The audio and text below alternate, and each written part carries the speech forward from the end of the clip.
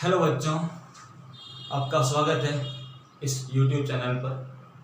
मैं अभिषेक महेश्वरी और आज हम शुरुआत करेंगे फिजिक्स की। आपको 2 दिन पहले एक वीडियो मिला होगा अपने इस चैनल पर, जहाँ पर आपको नरपति सर ने बताया था कि हम 12th क्लास की क्लासेस स्टार्ट करने वाले, ऑनलाइन क्लासेस। बिकॉज कोविड के कारण स्कूल ओपन नहीं हो पा रही है, तो अब हम यहीं जितना हो सके अपने इस टाइम को यूटिलाइज करेंगे और ऑनलाइन क्लास के माध्यम से आप लोगों को यहाँ पर पढ़ाएंगे। बच्चों, उम्मीद करता हूँ कि इस कोविड के समय में, इस पैंडमिक में आप लोग घर पे सुरक्षित होगे, अच्छे से ध्यान रखोगे और जो भी नियम वगैरह उनका पालन करेंगे।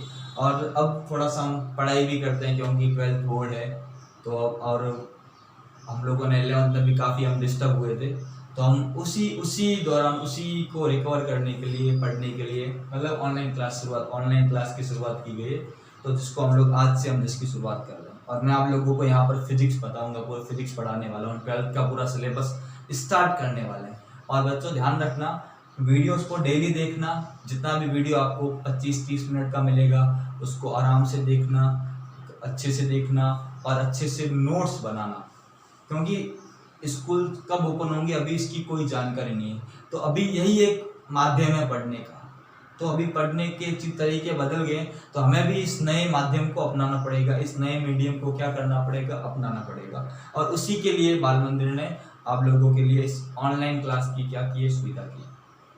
बच्चों, अब हम बात करते हैं अपने सिलेबस के बारे में। और वैसे कुछ ना कुछ बातें हम लोग करते रहेंगे, वैसे भी क्लास में काफ़ी मोटिवेट करता हूँ, तो यहाँ पे भी कुछ ना कुछ ऐसी चर्चा हम लोग जरूर करेंगे। तो अभी हम लोग अपने सिलेबस की बात करें, क्या है कैसे है थोड़ा देखते हैं। मैंने वैसे पहले चैप्टर का नाम लिखा हुआ है विद्युत आवेश एवं विद्युत क्षेत्र। ये आपकी क्लास 12th का पहला चैप्टर है। देखो, इस बार जो आपका सिलेबस है वो NCERT का, ध्यान रखना बच्चों। इस बार की अगर हम सिलेबस की बात करें तो वो NCERT सिलेबस से ध्यान रखना।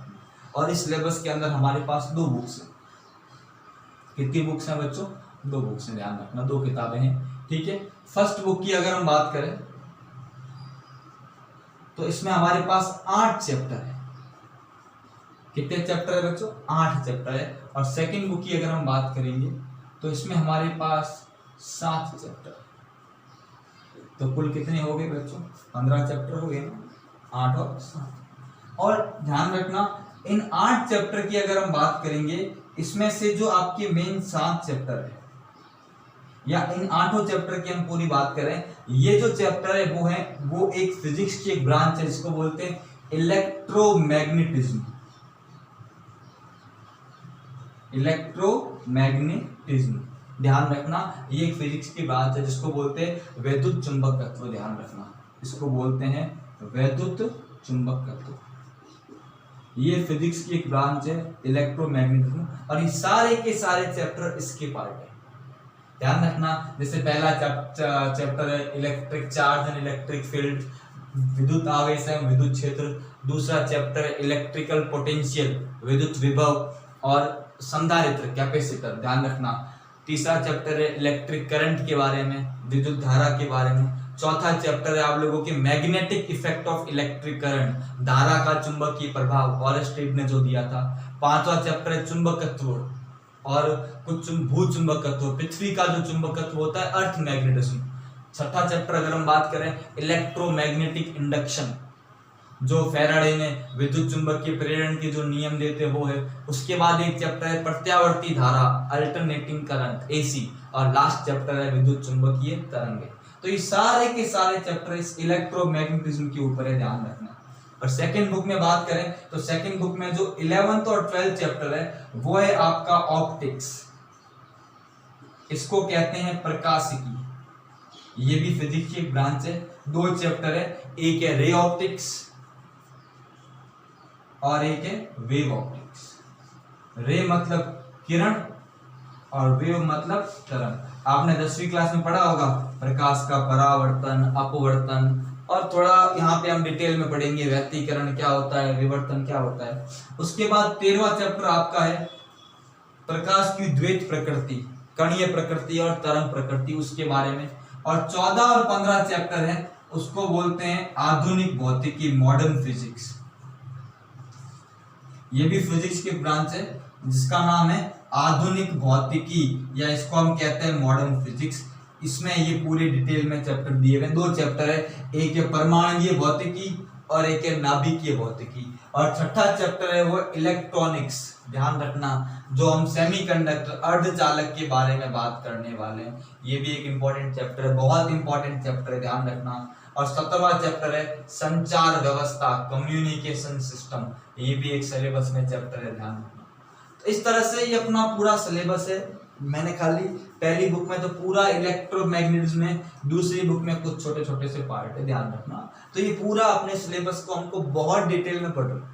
और बच्चों सिलेबस बहुत लेंथी है, पर हमें डरना नहीं है, चीज़ों को पढ़ना है, समझना है, और जितना हम यहाँ पर बताएं आपको अच्छे से नोट्स बनाए, क्योंकि अभी नोट्स बनाओगे वो नोट्स ही आपके काम आएंगे। और नोट्स आप ऐसे बनाओ जो आपको पढ़ने, कि टीचर को चेक करवाने के लिए काम नहीं करना है, आपको पढ़ने के लिए, एग्जाम टाइम में आपको वो सपोर्ट करें। क्योंकि यहाँ पर 12th क्लास में ऐसा नहीं होता कि मैं एग्जाम के एक दिन पहले बुक लेके बैठूं और हो जाएगा, ऐसा नहीं होता। यहाँ पर साल भर आपको मेहनत करनी पड़ेगी अगर आप 95 क्रॉस करना चाहते हैं तो। और अगर आप नीट या IIT की तैयारी करना चाहते हैं, मैं थोड़ा सा न्यूमेरिकल्स वगैरह पे ज़्यादा ध्यान देता हूँ, ज़्यादा करवाता हूँ, ताकि आप लोगों को चीज़ें करने सीखें।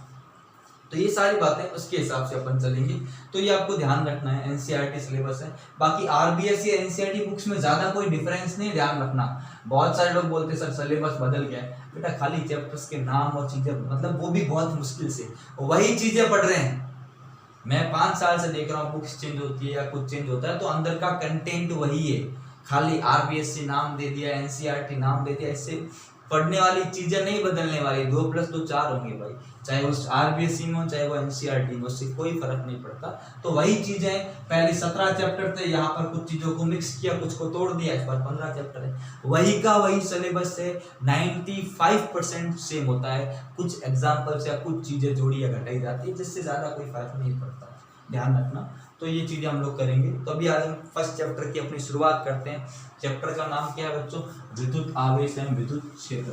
और ध्यान रखना, अपनी फिजिक्स की एक ब्रांच है, जिस ब्रांच का नाम क्या है? इलेक्ट्रोमैग्नेटिज्म, जिसमें ये टॉपिक आता है। इस इलेक्ट्रोमैग्नेटिज्म की हम लोग बात करेंगे, ध्यान रखना। इस इलेक्ट्रोमैग्नेटिज्म, देखो इस पहले चैप्टर को समझने के लिए हमारे पास एक फिजिक्स की ब्रांच है जिसका नाम क्या है? इलेक्ट्रोमैग्नेटिज्म, या इसको बोलते हैं वैद्युत चुंबकत्व।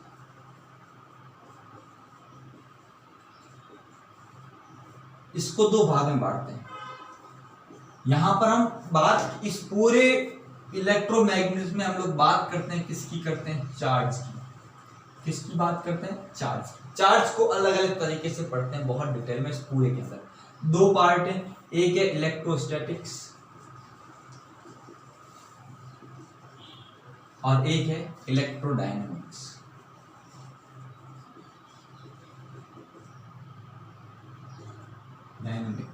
ठीक है, इसको बोलते हैं स्थिर चुंबकत्व या स्थिर वैद्युतिकी, सॉरी,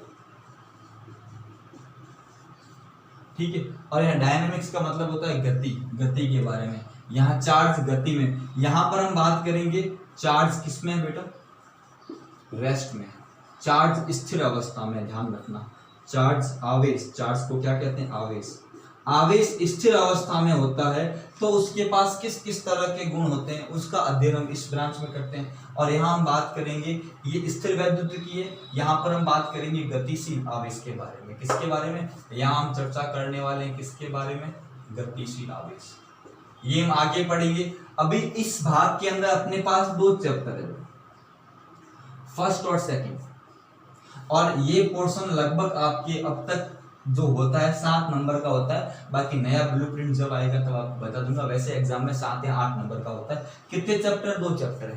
पहला चैप्टर कौन सा है? Electric field, charge and electric field, विद्युत आवेश एवं विद्युत क्षेत्र, फर्स्ट, ध्यान रखना, जहां पर हम आवेश की बात करेंगे। दूसरा चैप्टर है वो है विद्युत विभव एवं संधारित्र, कैपेसिटर। संधारित्र को इंग्लिश में क्या बोलते हैं? कैपेसिटर। आप सबने एक नाम सुना होगा, पंखे में लगा होता है कैपेसिटर। क्या काम करता है बताऊंगा आपको। और विद्युत विभव को बोलते हैं इलेक्ट्रिक पोटेंशियल। तो ये आपको ध्यान रखना है। तो यहाँ तो इलेक्ट्रोमैग्नेटिज्म क्या नाम है, विद्युत चुंबकत्व, बहुत बड़ी ब्रांच है, 2 पार्ट्स हैं। इलेक्ट्रोस्टैटिक्स, आवेश रेस्ट में होना चाहिए। इलेक्ट्रोडायनेमिक्स, गतिशील आवेश की बात करें, ये बाद में पढ़ेंगे। अभी हमारे पास 2 चैप्टर है। फर्स्ट चैप्टर का नाम मैं आपको बता चुका हूँ और सेकंड चैप्टर का विद्युत विभव सफाई। तो अभी हम लोग बात करने वाले फर्स्ट चैप्टर की। इसका अगर आपको स्क्रीनशॉट लेना है तो आप एक बार ले लो, ठीक है ना। स्क्रीनशॉट के लिए मैं साइड में हो जाया करूंगा, ठीक है ना, ले लो अच्छे से आप लिखना। मैं तो थोड़ा सा, ठीक है ना, राइटिंग थोड़ी सी आपको एडजस्ट करनी पड़ेगी। अभी आदत भी नहीं है, घर बैठ के क्या करें, दिन तो निकल नहीं रहे, क्या करें। इसी बहाने सोचा ऑनलाइन क्लास के बहाने कुछ हमारा भी टाइम निकलेगा। और बड़ा छोटी छोटी क्लास में 15-20 मिनट से की क्लास दूंगा नहीं, क्योंकि वैसे भी आप बहुत मोबाइल चलाते हो दिन भर, तो आजकल वो इंस्टाग्राम फेसबुक चलता है, तो आप इसी को मतलब 15-20 मिनट को आप आधे घंटे में पढ़ लेना तो बहुत है। और जितना पढ़ाऊंगा मोर देन सफिशिएंट है, आपको एक्स्ट्रा चिंता करने की जरूरत नहीं। और किसी को एक्स्ट्रा पढ़ना है तो उसके लिए एक्स्ट्रा भी पढ़ाऊंगा, ठीक है। तब हम बात करते हैं अपने पहले चैप्टर की, विद्युत आवेश एवं विद्युत क्षेत्र। यहाँ पर मैं कब से एक वर्ड यूज कर रहा हूँ, आवेश, चार्ज।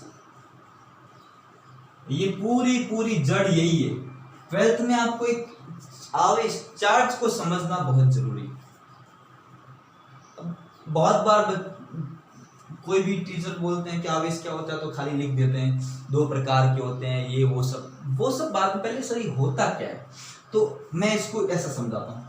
मैं अगर किसी भी पदार्थ की बात करूँ, पदार्थ को बोलते हैं मैटर।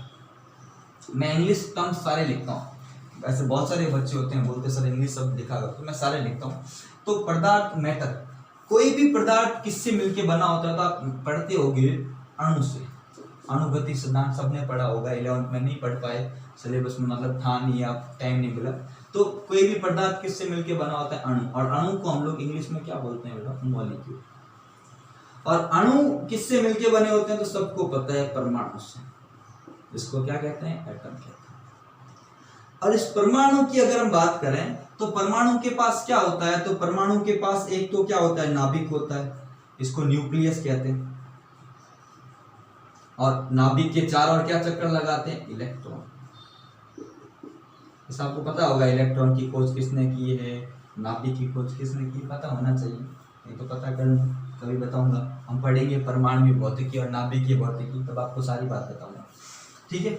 और इस नाभिक के अंदर क्या होते हैं, सबको पता है 2 कण होते हैं। ऐसे तो आजकल बहुत सारे नए कणों की खोज हो रही है दिन ब दिन, बहुत सारे न्यूट्रिनो, एंटी न्यूट्रिनो, बहुत सारी चीजें, पर अभी हमें मेन परमाणु के 3 कण होते हैं मूलभूत। एक तो क्या होता है बेटा, प्रोटॉन, एक होता है न्यूट्रॉन और एक होता है इलेक्ट्रॉन। प्रोटॉन, न्यूट्रॉन, एक क्या हो गया, इलेक्ट्रॉन। इलेक्ट्रॉन की खोज किसने की थी, जे थॉमसन ने। प्रोटॉन की और न्यूट्रॉन की जेम्स चैडविक, प्रोटॉन की गोल्डस्टीन, ठीक है ना। तो ये ध्यान रखना, आपको थोड़ा सा पता होना चाहिए, बेसिक बात है, ठीक है। तो अब अगर मैं इनकी बात करूं तो प्रोटॉन और न्यूट्रॉन और इलेक्ट्रॉन, इसका मतलब कोई भी पदार्थ इन 3 कणों से मिलके बना हो गया, ये मूलभूत कण हो गए।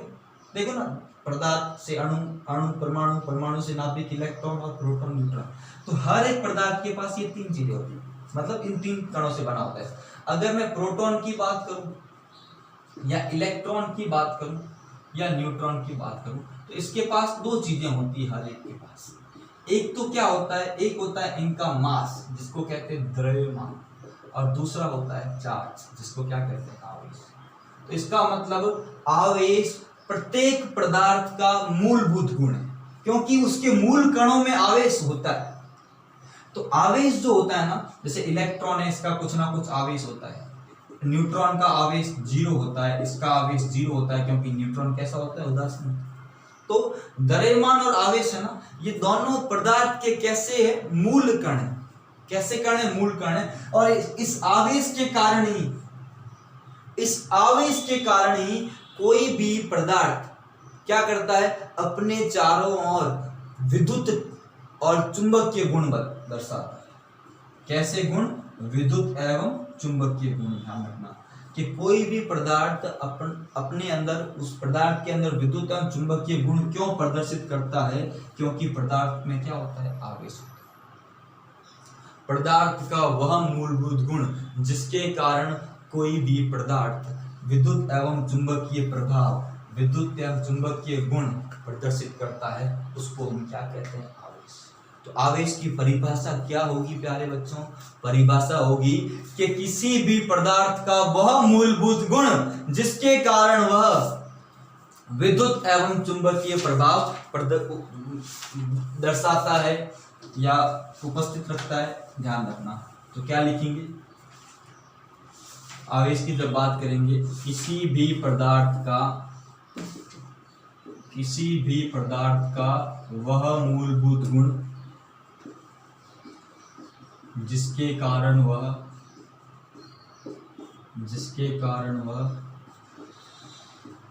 विद्युत एवं चुंबकीय प्रभाव दर्शाता है। तो ध्यान रखना, पदार्थ विद्युत एवं चुंबकीय प्रभाव दर्शा रहा है, इसके पीछे मेन रीजन क्या है? पदार्थ का मूलभूत गुण, और उसी को हम लोग क्या कहते हैं? आवेश कहते हैं। ध्यान रखना, तो आवेश क्या है बच्चों? पदार्थ का मूलभूत गुण जिसके कारण वह विद्युत एवं चुंबकीय प्रभाव क्या करता है? दर्शाता है। हमेशा ध्यान रखना, तो इसके बारे में आपको सबसे पहले ये पता होना चाहिए। मेन परिभाषा ये तो मैंने आपको समझाने के लिए मेन डेफिनेशन ये ध्यान रखना, आवेश की परिभाषा ये है, ध्यान रखना। और ध्यान रखना, मैंने यहाँ पर दो बातें, इसको भले आप स्क्रीनशॉट में लिखना चाहिए और ये मेन डेफिनेशन इसकी, ठीक है। अब देखो, मैंने आपको एक चीज यहाँ बताई कि विद्युत व चुंबकीय प्रभाव, तो मैं आपको दो बातें बता दूं। अभी डिटेल में आपको जब इसके बारे में बताऊं, गुण के बारे में, तो सारी बात करूंगा, पर ध्यान रखना, अगर आवेश स्थिर अवस्था में है, किसमें? स्थिर अवस्था में है, तो वह कैसा गुण या कैसा प्रभाव दर्शाएगा? विद्युत प्रभाव। अपने चारों ओर विद्युत क्षेत्र बनाता है, हम पढ़ेंगे विद्युत क्षेत्र क्या होता है। और यदि आवेश किस अवस्था में हो? गतिशील अवस्था में हो, मोशन में हो, तो ध्यान रखना, विद्युत एवं चुंबकीय प्रभाव दोनों प्रदर्शित करता है। विद्युत एवं चुंबकीय प्रभाव दोनों प्रदर्शित करता है। ध्यान रखना, ये बहुत इंपॉर्टेंट चीज है, ध्यान रखना, बहुत ज्यादा इंपॉर्टेंट है, सवाल पूछा हुआ है। गतिशील में 2-3 कंडीशन वाले मैं सारी लिखूंगा, पर ये ध्यान रखना है। तो यदि आवेश स्थिर अवस्था में है तो विद्युत प्रभाव दर्शाएगा, और यदि गतिशील अवस्था में तो विद्युत एवं चुंबकीय प्रभाव दर्शाएगा। तो एक बार आप इसको स्क्रीनशॉट ले ले बढ़िया से।